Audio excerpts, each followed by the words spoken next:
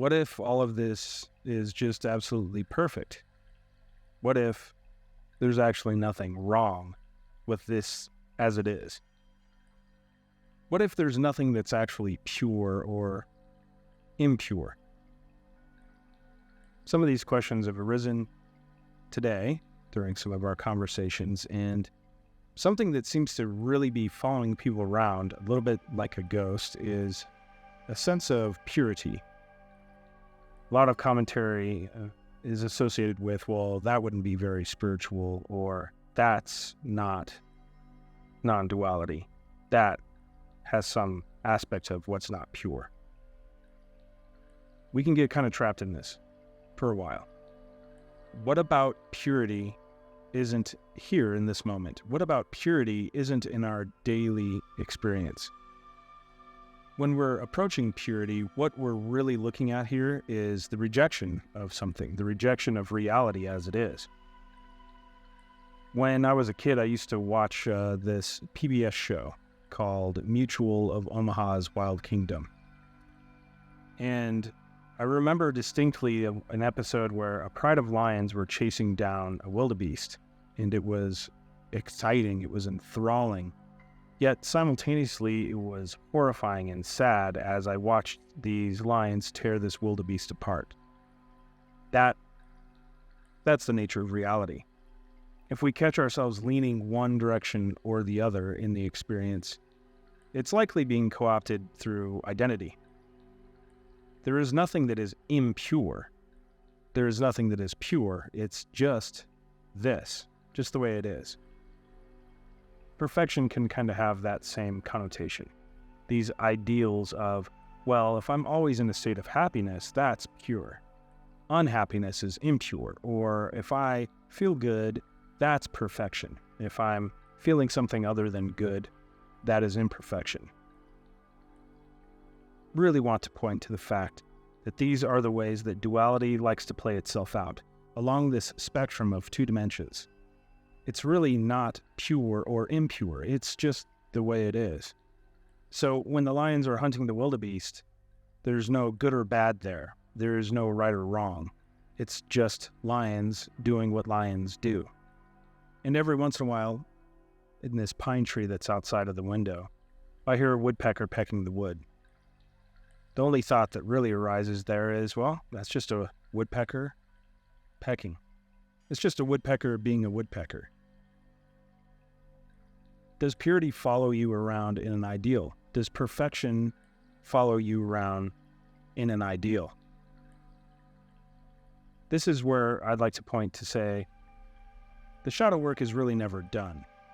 And what I'm really looking at here is the shadow of the things that we want to reject, the things that we avoid. A lot of those things are very internal. What do we reject about ourselves? What do we reject about our truest nature? What aspects of us don't we like? This can also continue to point toward lacking as well. There is no purity here. There is no impurity here. And looking at perfection and what is imperfect, let's look at reality as it is.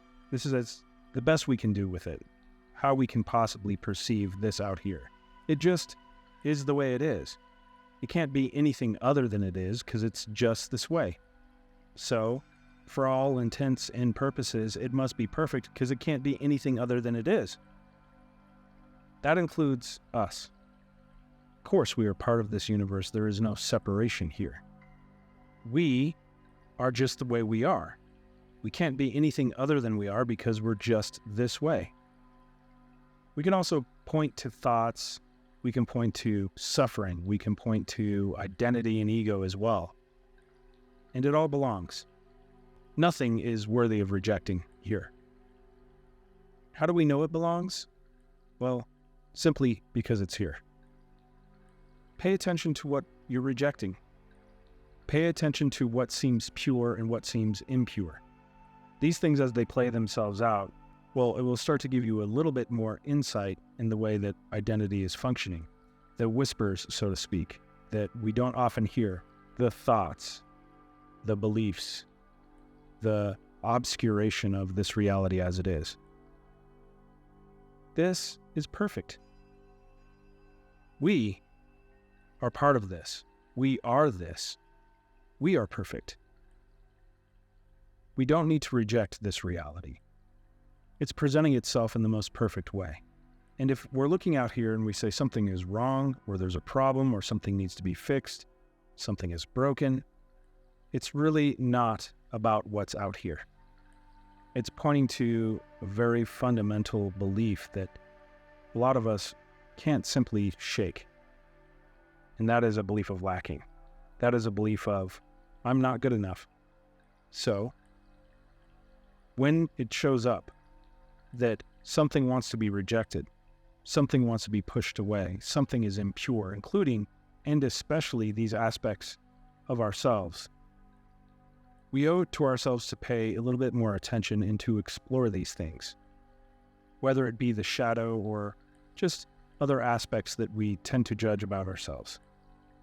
There is no impurity here. There is simply just our truest nature. There is no impurity out here. It is just the way it is. So, rest in that for a while. Inquire a little bit about what things tend to arise that I want to reject because I say it's impure. And from there, you might begin to hear those whispers that are telling you something a lot deeper.